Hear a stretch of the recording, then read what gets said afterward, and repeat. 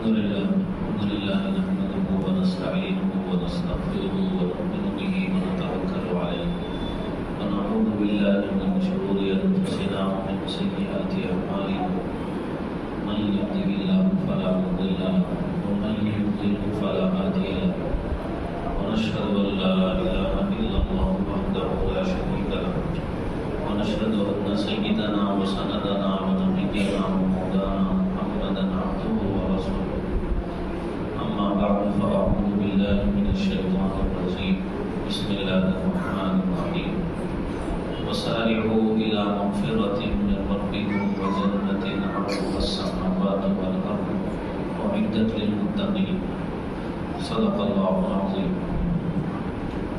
معزز سامعین کرام، عزیز ساتھیوں، بزرگوں، دوستوں، اللہ تعالیٰ ارشاد فرماتے ہیں تم اپنے پروردگار کی مغفرت کی طرف اور جنت کی طرف تیزی سے دوڑو جس کی چوڑائی آسمان اور زمین بلکہ اس سے بھی کئی گنا زیادہ بڑی ہوئی اور وہ تیار کی گئی ہے متقی لوگوں کے لیے. عدت للمتقین، وہ جنت متقی لوگوں کے لیے تیار اللہ رب العزت نے کی ہے. اس کی طرف اور اپنے پروردگار کی مغفرت کی طرف تیزی سے دوڑو. ایک دوسری جگہ پر اللہ تعالیٰ نے ارشاد فرمایا فاستبقوا الخیرات، نیکی کے کاموں میں ایک دوسرے سے آگے بڑھنے کی کوشش کرنی چاہیے، فکر کرنی چاہیے. آدمی کے دل میں نیکی کا جذبہ پیدا ہو تو فوری اس جذبے کے مطابق عمل کرنے کی کوشش کرنی چاہیے. شیطان آدمی کو بہکاتا ہے کہ فرصت ملنے پہ میں یہ نیکی کر لوں گا، وقت ملنے پہ میں یہ نیکی کر لوں گا. یا شیطان یہ کہتا ہے کہ بھئی کل کر لیں گے، پرسوں کر لیں گے، ابھی ہم نوجوان ہیں، بڑھاپے میں کر لیں گے. یہ شیطانی وسوسہ ہوتا ہے. جب بھی کسی نیکی کا خیال آئے تو یہ سمجھنا چاہیے یہ اللہ کی طرف سے مہمان ہے، اس کی قدردانی کرنی چاہیے. مہمان کی قدردانی کی جائے گی تو مہمان بار بار آئے گا، ناقدری کی جائے گی تو پھر وہ دوسری دفعہ نہیں آئے گا. نیکی کا جذبہ پیدا ہو، اچھائی کا جذبہ پیدا ہو، دل میں نیکی کا خیال پیدا ہو، اچھائی کا خیال پیدا ہو تو فوری اس پر عمل کرنے کی کوشش کرنی چاہیے. اس سلسلے میں کوتاہی نہیں کرنی چاہیے. شیطان کے اس وسوسے میں مبتلا نہیں ہونا چاہیے کہ کل کر لوں گا، فرصت ملنے پہ کر لوں گا، یا پھر میں ابھی تو جوان ہوں، بڑھاپے میں کر لوں گا. وہ کل آئے گا نہیں اور وہ نیکی کرے گا نہیں، وہ فرصت ملے گی نہیں، وہ نیکی کرے گا نہیں. تو یہ کوشش ہونی چاہیے کسی بھی نیکی کے خیال کے دل میں پیدا ہونے پر. اور اللہ تعالیٰ یہ کہتے ہیں نیکیوں میں ایک دوسرے سے آگے بڑھنے کی کوشش کرنی چاہیے. صحابہ کرام کا یہ جذبہ تھا ان کا اپنا کہ نیکی کا خیال پیدا ہو جائے فوری اس کو عملی جامہ پہناتے تھے، فوری اس کے اوپر عمل کرتے تھے. غزوہ احد کا موقع ہے، ایک صحابی ہاتھ میں کھجور لیے ہوئے ہیں اور کھجور کھا رہے ہیں. اللہ کے نبی کی خدمت میں تشریف لاتے ہیں اور پوچھتے ہیں اللہ کے نبی سے کہ اللہ کے نبی اگر میں شہید ہو گیا تو مجھے کیا ملے گا؟ اس جنگ میں اگر مارا گیا تو مجھے کیا ملے گا؟ اللہ کے نبی نے ارشاد فرمایا جنت ملے گی، سیدھا تم جنت میں جاؤ گے. تو جیسے ہی انہوں نے سنا کہ شہید ہوتے ہی سیدھا میں جنت میں جاؤں گا تو وہ جو کھجور تھا ہاتھ میں اس کھجور کو پھینکا اور فوری میدان میں چلے گئے اور دشمنوں کے لشکر میں گھس گئے اور لڑتے ہوئے قتال کرتے ہوئے شہید ہو گئے. جب انہوں نے یہ سنا کہ شہید ہوتے ہی جنت ملنے والی ہے، سیدھا میں جنت میں جانے والا ہوں، تو ایک جذبہ ان کے دل میں پیدا ہوا. اس میں کسی قسم کی انہوں نے تاخیر نہیں کی، دیر نہیں کی. شیطان یہ وسوسہ ڈالتا ہے کہ بھائی تھوڑا سا ٹھہر جاؤ، کل کریں گے، پرسوں کریں گے، اور پھر اس نیکی کے کرنے کا موقع بندے کو نہیں ملتا. ان کے ذہن میں خیال آیا، فوری انہوں نے اس کے اوپر عمل کیا. تو نیکی کا جو بھی جذبہ پیدا ہو، خرچ کرنے کا خیال پیدا ہو، فوری بندے کو خرچ کرنے کے سلسلے میں سوچنا چاہیے اور خرچ کرنا چاہیے اللہ کے راستے میں. جو بھی جذبہ نیکی کا پیدا ہو اس پہ فوری عمل کرنا چاہیے. دوسری بات، نیکیوں کے سلسلے میں ایک دوسرے سے آگے بڑھنے کی کوشش کرنی چاہیے. دنیاوی سلسلے میں ایک دوسرے سے آگے بڑھنے کی شریعت اجازت نہیں دیتی ہے، لیکن نیکیوں کے سلسلے میں، اچھائیوں کے سلسلے میں ایک دوسرے سے آگے بڑھنے کی شریعت اجازت دے گی. دنیاوی معاملات میں آپ صحابہ کرام کو دیکھیں گے، کوئی صحابی ایسا نہیں تھا کہ تو دنیا کے سلسلے میں ایک دوسرے سے آگے بڑھنے کی سوچ رہا ہوں کہ بھئی فلاں صحابی کے پاس ایک گھوڑا ہے، میرے پاس کئی گھوڑے ہو جائیں، ایک سے زیادہ گھوڑے ہو جائیں، ان کے پاس ایک سواری ہے، میرے پاس ایک سے زیادہ سواریاں ہو جائیں، یہ فکر کرتا ہوا آپ کو کوئی صحابی نہیں ملے۔ ان کے پاس ایک مکان ہے، میرے پاس ایک سے زائد مکانات ہو جائیں، ایسی فکر کرتا ہوا آپ کو کوئی صحابی نہیں ملے گا۔ دنیاوی معاملات میں اپنے ساتھیوں سے آگے بڑھنے کا جذبہ ان کے دلوں میں نہیں رہتا تھا، کیونکہ یہ جذبہ ایک ایسا جذبہ ہے جو آدمی کو ہمیشہ پریشان رکھتا ہے، ہمیشہ آدمی ٹینشن میں رہتا ہے۔ دنیاوی معاملات میں آدمی جب اپنے سے برتر لوگوں کو دیکھے گا، اپنے سے زیادہ مالدار لوگوں کو دیکھے گا اور یہ کوشش کرے گا کہ میں ان سے آگے بڑھوں، میں ان سے آگے بڑھوں، ان سے زیادہ مال مجھے مل جائے، ان سے زیادہ مکانات مجھے مل جائے، ان سے زیادہ سواریاں مجھے مل جائے، ہمیشہ ٹینشن میں رہے گا، ہمیشہ پریشان رہے گا۔ حضرت عبداللہ ابن مبارک رحمۃ اللہ علیہ یہ کہتے ہیں کہ ان کی دوستی ہوئی مالداروں سے، وہ کہتے ہیں میں مالداروں کے ساتھ رہنے لگا، اٹھنے بیٹھنے لگا، ان کی دوستی میں ہمیشہ پریشان رہتا، ہمیشہ پریشان رہتا۔ پریشانی کی وجہ یہ بنتی، میں دیکھتا کہ بھئی میرے کپڑے تو معمولی ہیں، ان کے کپڑے عمدہ اور اچھا ہے، میری چپل تو معمولی ہے، ان کی چپل عمدہ ہے اور بہت اچھی ہے، اسی طرح میرے پاس معمولی سواری ہے، ان کے پاس قیمتی سواری ہے۔ میں دیکھتا اپنے سامان کو ان کے سامان سے مقابلہ کر کے، جس کی وجہ سے میں ہمیشہ پریشان رہتا کہ بھئی کپڑے ان کے اچھے ہیں، سواری ان کی اچھی ہے، پیسہ ان کے پاس خوب ہے، مکان ان کا اچھا ہے، ہر چیز ان کے پاس عمدہ ہے، میرے پاس یہ چیزیں نہیں ہیں، تو ناشکری کا جذبہ پیدا ہو جاتا تھا۔ میں نے سوچا کہ بھئی ان کی دوستی ہی چھوڑ دی جائے، ان کے ساتھ اٹھنا بیٹھنا ہی چھوڑ دیا جائے۔ حضرت عبداللہ ابن مبارک رحمۃ اللہ علیہ یہ کہتے ہیں میں نے پھر اس کے بعد مالداروں کے ساتھ اٹھنا بیٹھنا چھوڑ دیا، ان کی دوستی میں نے چھوڑ دی۔ اس کے بعد میں نے دوستی اختیار کی اور دوست بنایا میں نے غریبوں کو، اپنے سے کمتر لوگوں کو۔ جب غریبوں کو میں نے دوست بنایا تو چین کی زندگی میں گزارنے لگا، راحت کی زندگی میں گزارنے لگا، اطمینان کی زندگی میں گزارنے لگا، اور شکر کا جذبہ بھی میرے اندر پیدا ہونے لگا۔ میں دیکھتا کہ بھئی میرے کپڑے اس سے اچھے ہیں، میری سواری اس سے اچھی ہے، میری چپل اس سے اچھی ہے، ہر چیز مجھے اپنے ساتھی سے اچھی دکھائی دیتی، اللہ کا شکر ادا کرتا، شکریہ کا جذبہ پیدا ہوتا۔ تو یہ ایک اصول ہے، اللہ کے نبی کا یہ ارشاد بھی ہے۔ اللہ کے نبی یہ کہتے ہیں دنیاوی معاملات میں کیا کرو، اپنے سے کمتر کو دیکھو، اپنے سے کمتر کو دیکھو گے شکر گزاری کا جذبہ پیدا ہو۔ حضرت شیخ سعدی رحمۃ اللہ علیہ ایک مرتبہ مسجد کو جا رہے ہیں نماز پڑھنے کے لیے، پاؤں میں پہننے کو چپل نہیں ہے، ان کے دل میں جذبہ پیدا ہوا، ایک خیال آیا ان کے دل میں کہ اللہ آپ کے فرما بردار بندوں کا یہ حال ہے، پہننے کو چپل نہیں ہے، اور میری ایسی زندگی کہ دھوپ میں چل رہا ہوں، بغیر چپل کے چل رہا ہوں سڑک کے اوپر۔ ان کے دل میں ناشکری کا جذبہ تھوڑا سا پیدا ہوا۔ اس کے بعد وہ کہتے ہیں کہ انہوں نے دیکھا ایک آدمی کو جس کے دونوں پاؤں گھٹنوں سے کٹے ہوئے تھے، دونوں پاؤں گھٹنوں سے کٹے ہوئے تھے، وہ سرینوں کے بل گھسیٹتا ہوا چل رہا تھا۔ جیسے ہی میں نے اس کو دیکھا تو ایک دم سجدے میں گر گیا اور اللہ کا شکر ادا کرنے لگا کہ اللہ مجھے چپل آپ نے نہیں دی تو کیا ہوا، پاؤں تو آپ نے مجھے دیے ہیں، دو پاؤں تو میرے صحیح سالی میں چل تو سکتا ہوں، پھر تو سکتا ہوں۔ تو ایک شکر گزاری کا جذبہ اس کے بعد میں پیدا ہوا۔ تو اللہ کے نبی کا یہ ارشاد ہے دینی معاملات میں بندہ اپنے سے برتر کو دے گے، بندہ ایسے شخص کو دے گے جو اس سے زیادہ دین پہ عمل کرنے والا ہے، تو اس کے اندر ایک جذبہ پیدا ہوگا، آگے بڑھنے کی کوشش بھی کرے۔ مثال کے طور پہ اس کا اپنا کوئی ساتھی ہے جو 5 وقت کی نمازیں پڑھتا ہے، تو یہ سوچے کہ بھئی یہ کتنا اچھا ہے، 5 وقت کی نمازیں پڑھتا ہے، میں بھی ایسا 5 وقت کا نمازی بنوں۔ یہ پہلی صف میں نماز پڑھتا ہے، میں بھی پہلی صف کا مصلی بنوں، اور یہ نماز کے بعد قرآن بھی پڑھتا ہے، میں بھی قرآن پڑھنے والا بنوں، تلاوت کرنے والا بنوں، یہ دین کے کام میں حصہ بھی لیتا ہے، میں بھی ایسے ہی دین کے کاموں میں حصہ لینے والا بنوں، یہ اپنے اوقات کو اللہ کے راستے میں لگاتا ہے، میں بھی اپنے اوقات کو اللہ کے راستے میں لگانے والا بنوں۔ تو ایسے ساتھی کو سامنے رکھے اور اس سے آگے بڑھنے کی کوشش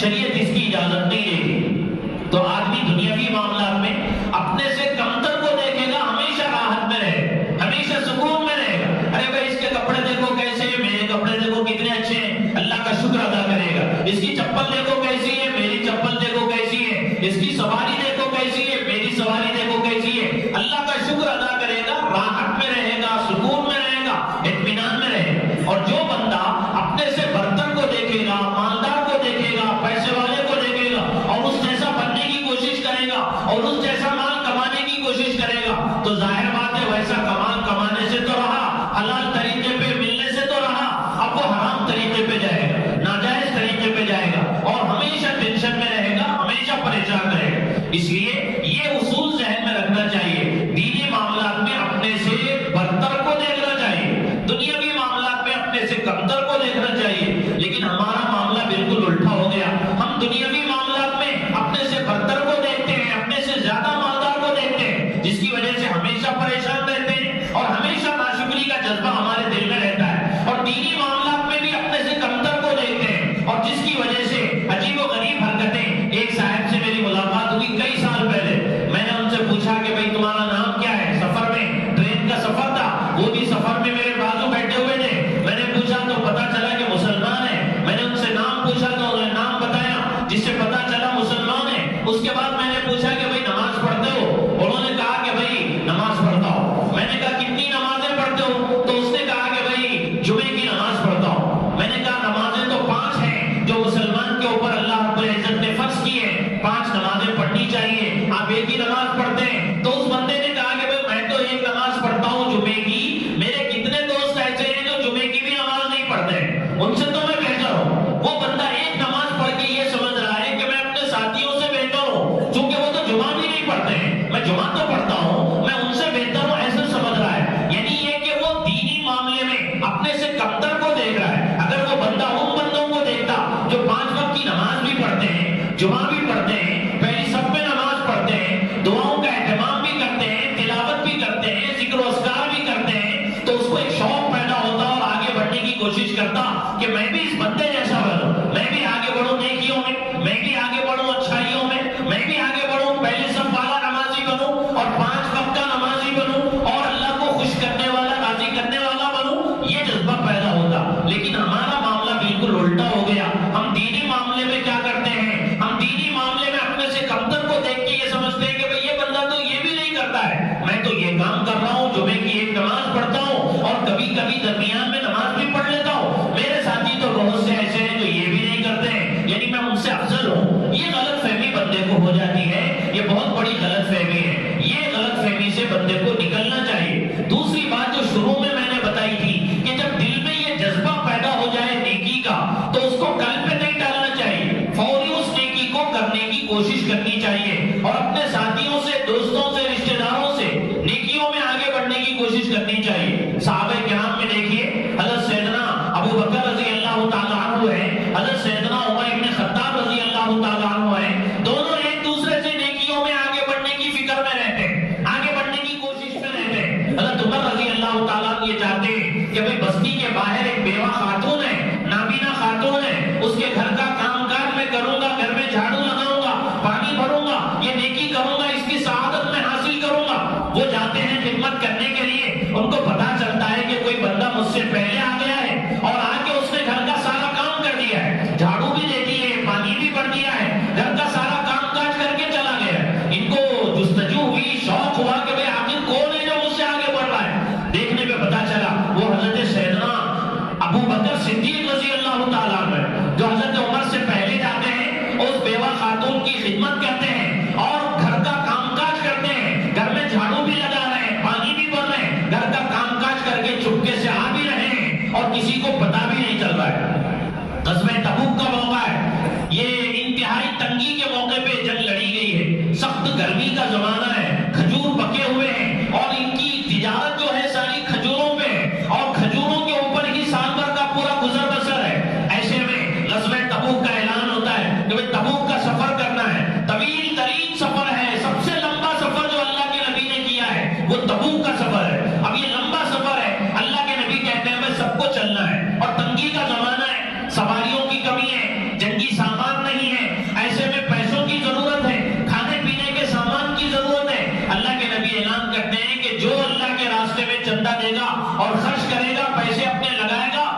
جنت کی ضمانت اس کو دیتا ہوں. یہاں پہ ضرورت ہے سواریوں کی، پیسوں کی ضرورت ہے. جو اپنا قیمتی پیسہ اللہ کے راستے میں لگائے گا میں جنت کی ضمانت اس کو دیتا ہوں. اور صحابہ آگے بڑھ کے آ رہے ہیں، بڑھ چڑھ کے پیسہ لٹا رہے ہیں کہ اللہ کے نبی ضمانت لے رہے ہیں، جنت کی ذمہ داری لے رہے ہیں جنت کی، کہ جو اپنا پیسہ لگائے جنت کی ذمہ داری اللہ کے نبی لے رہے ہیں. تو صحابہ آگے بڑھ چڑھ کے اللہ کے راستے میں پیسہ لٹا رہے ہیں اور پیسہ خرچ کر رہے ہیں. حضرت عمر رضی اللہ تعالیٰ عنہ کے ذہن میں خیال آتا ہے کہ بھائی میرے پاس تو کچھ مال ہے، میں خرچ کروں گا، ابو بکر سے آگے بڑھ جاؤں، یہ اچھا موقع ہے حضرت ابو بکر سے آگے بڑھنے کا.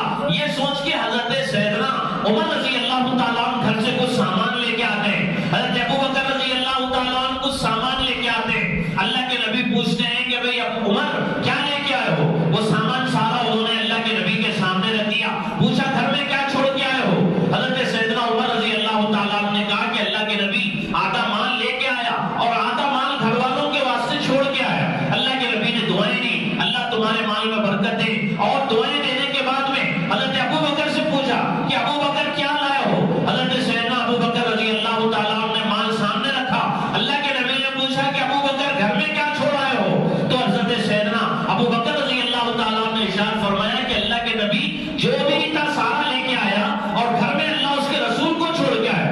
حضرت سیدنا عمر رضی اللہ تعالیٰ عنہ کہنے لگے کہ بھائی میں ابو بکر سے کبھی آگے نہیں بڑھ سکتا، میں ابو بکر سے کبھی آگے نہیں بڑھ سکتا. تو یہ دونوں صحابی ہیں، ایسے کئی سینکڑوں صحابی ہیں جو یہ کوشش کرتے تھے کہ اپنے ساتھیوں سے کسی طرح آگے بڑھے، نیکیوں میں آگے بڑھے، اچھائیوں میں آگے بڑھے. اللہ تعالیٰ کہتے ہیں نیکیوں میں آگے بڑھنا چاہیے، آگے ایک دوسرے سے نیکی کے کاموں میں بڑھنے کی کوشش کرنی چاہیے، فکر کرنی چاہیے. یہ قرآن کریم کا حکم ہے. اس لیے صحابہ کرام کا ایک جذبہ ہوتا تھا کہ بھئی ایک دوسرے سے ہم آگے بڑھیں گے نیکیوں میں، کل پہ نہیں ڈالنا چاہیے. اللہ کے نبی یہ کہہ رہے ہیں کہ بھئی کل کس نے دیکھا ہے؟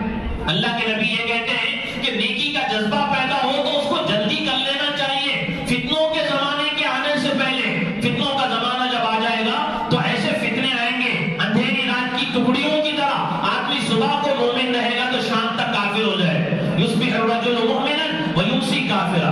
آدمی صبح کو مومن رہے گا تو شام ہوتے ہوتے اس کے حالات اور خیالات میں ایسی تبدیلی آئے گی کہ وہ مسلمان باقی نہیں رہے گا، کافر ہو جائے. صبح کو مومن، شام کو کافر، اور شام کو کافر اگر کوئی ہوگا تو صبح ہوتے ہوتے وہ مومن ہو جائے. تو فتنوں کا زمانہ بڑا خطرناک زمانہ ہوگا. آدمی یہ سوچتا ہے کہ بھائی میں بعد میں کروں گا، بعد میں کروں گا، فرصت اس کو ملے گی نہیں، اور زیادہ مصروف ہوتا چلا جائے، اور زیادہ مصروف ہوتا چلا جائے گا. اور پھر کچھ حالات ایسے بن جائیں گے، ایسے حالات آ جائیں گے کہ وہ نیکی کرنا چاہے گا تو نیکی نہیں کر سکے. کتنے ایسے لوگ ہیں جوانی میں دنیا سے جا رہے ہیں، کتنے ایسے لوگ ہیں بیٹھے بیٹھے دنیا سے رخصت ہو رہے ہیں. اچانک ابھی میں نے ان سے بات چیت کی تھی، دوست کہتے ہیں، لوگ کہتے ہیں ابھی میں نے بات چیت کی تھی، بس اس کے بعد میں اطلاع ملی کہ ان کا انتقال ہوا. کیا ہوا؟ ہارٹ آیا اور ان کا انتقال ہو گیا. زندگی کا میرے دوستوں کوئی بھروسہ نہیں. جب بھی کوئی جذبہ پیدا ہو فوراً اس پر عمل کرنے کی بندے کو کوشش کرنی چاہیے. اچھا جذبہ آنا یہ اللہ کی طرف سے ہے، یہ اللہ کی طرف سے ایک انعام ہے، اللہ کی طرف سے ایک مہمان ہے. اس مہمان کی قدردانی کرنی چاہیے اور وہ اچھا کام فوری کرنے کی کوشش کرنی چاہیے. اگر ایسا کریں گے تو اور اچھائیوں کی اللہ تعالیٰ توفیق دے گے اور نیکیوں کی اللہ تعالیٰ توفیق دے گے. یہ آپ نے سنا ہوگا کہ ملک الموت سے کسی کی ملاقات ہوئی، سمجھانے کے لیے ایک مثال، ورنہ تو ملک الموت سے جب ملاقات ہوگی تو پھر آدمی کے ہوش و حواس باقی نہیں رہے. سمجھانے کے لیے ایک مثال دی جاتی ہے. ملک الموت سے کسی کی ملاقات ہوئی، انہوں نے ان سے پوچھا کہ بھئی آپ بھی عجیب و غریب ہیں، اچانک آ جاتے ہیں، کوئی اطلاع دیتے نہیں، کوئی نوٹس دیتے نہیں، اچانک آ جاتے ہیں اور روح قبض کر لیتے ہیں، ایسا کیوں کرتے ہیں؟ تو انہوں نے کہا کہ بھئی میں اچانک نہیں آتا، میں جتنی اطلاعات دیتا ہوں اتنی اطلاعات کوئی نہیں دیتا، میں جتنی نوٹسیں بھیجتا ہوں اتنی نوٹسیں کوئی نہیں بھیجتا. تو انہوں نے پوچھا کہ بھئی کہاں تمہاری اطلاع آتی ہے، کہاں تمہاری نوٹس آتی ہے، ہم کو تو پتہ ہی نہیں چلتا ہے. تو انہوں نے بتایا کہ دیکھو تمہارے جسم کا کوئی بال سفید ہو جائے تو سمجھ لو یہ میری طرف سے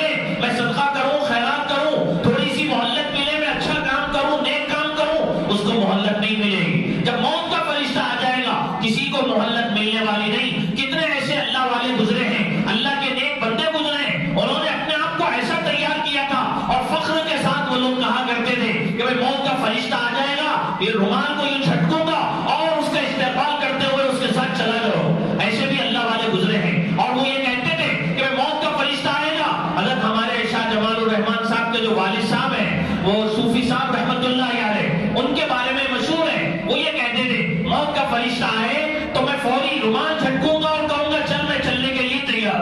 انہوں نے اپنے آپ کو ایسا تیار کیا, ایسی تیاریاں انہوں نے کی تھی. ہر وقت قرآن کریم کی تلاوت میں, لوگوں کو دین کی دعوت دینے میں اور دین کی تبلیغ میں, اچھے کاموں کے کرنے میں, لوگوں سے معافی مانگ کے اپنے تعلقات کو صحیح کر کے بالکل اپنے آپ کو انہوں نے تیار رکھا ہوا تھا کہ موت کا فرشتہ جو ہی آئے گا ہم جانے کے لیے تیار ہیں. اور یہ بھی کہتے تھے کہ بھائی موت کی تمنا کرنا چونکہ حرام ہے, ناجائز ہے, اس لیے موت کی تمنا نہیں کرتا, ورنہ اس اجاڑ دنیا میں کون رہنے کو تیار ہے؟ کیوں رہوں گا اس اجاڑ دنیا میں؟ جب آدمی کو پتا چلے کہ اتنی جنت اتنی بہتر ہے, جنت کی نعمتیں اتنی اچھی ہیں جو اس کو وہاں پہ ملنے والی ہیں, تو وہ دنیا میں کیوں رہنا چاہے, دنیا میں رہنے کو کیوں ترجیح دے؟ اس لیے موت کی تمنا چونکہ ناجائز ہے, موت کی تمنا نہیں کرتا, ورنہ دنیا میں رہنے کو کون تیار ہے؟ اس دنیا میں کون رہے گا اس اجاڑ دنیا میں؟ یہ کیا ہے جنت کی نعمتوں کے مقابلے میں دنیا کی نعمتیں کیا ہے؟ تو آدمی یہ کوشش کرے کہ موت کی تیاری ابھی سے, آخرت کی تیاری ابھی سے, کوئی جذبہ اچھا پیدا ہو, نیکی کا خیال پیدا ہو, اس کو فوری کر لینے کی کوشش کرنی چاہیے. پتہ نہیں کل ہم کو ملے نہ ملے, پتہ نہیں پھر فرصت ملے نہ ملے, پتہ نہیں پھر صحت ملے نہ ملے, صحت ساتھ دے یا نہ دے, زندگی کا کوئی بھروسہ نہیں, صحت کا کوئی بھروسہ نہیں, پتہ نہیں صحت کب ختم ہو جائے. بیماری آ گئی تو ایک کے ساتھ ایک بیماریاں شروع ہو جاتی ہیں, اس کے بعد بندہ بالکل عاجز ہو جاتا ہے, بیماری کے سامنے ہتھیار ڈال دیتا ہے, موت کے سامنے ہتھیار ڈال دیتا ہے, کچھ نہیں کر سکتا اگر کرنا بھی چاہا تو. اس لیے میرے دوستو اللہ سے دعا ہے جو کچھ کہا گیا اس پر عمل کی اللہ تعالی ہم سب کو توفیق نصیب فرمائے. آمین. واخر دعوانا